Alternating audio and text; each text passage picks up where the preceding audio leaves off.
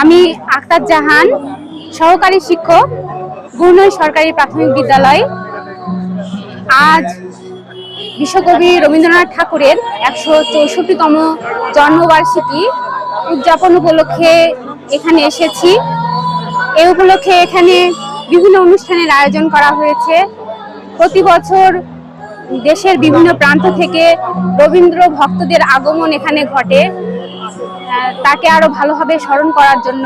কেননা অতিশরে বিশ্বকবি রবীন্দ্রনাথ ঠাকুরের অসংখ্য সাহিত্যকর্ম, গান, গল্প রচিত হয়েছে, যেগুলোতে আমরা আমাদের জীবনকে খুঁজে পাই।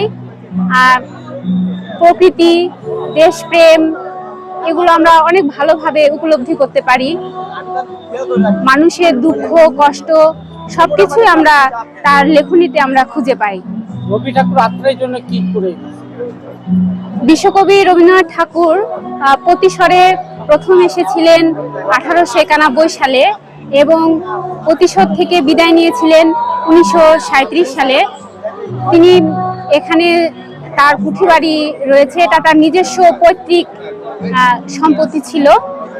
তিনি এখানে এসে জমিদারি দেখাশোনা করতেন, প্রজাদের দুঃখ দুর্দশা আর খবর নিতেন। তাদের দুঃখ দুর্দশা দূর করার জন্য তিনি কৃষি ব্যাংক স্থাপন করেছিলেন। এখানে রথীন্দ্রনাথ ইনস্টিটিউট স্থাপন করেন। তার ছেলে রথীন্দ্রনাথকে বিদেশে পাঠিয়েছিলেন কৃষির উপরে পড়াশোনা করানোর জন্য, যেন তিনি দেশে ফিরে এসে কৃষকদের উন্নতির জন্য বিভিন্ন কাজ করতে পারেন।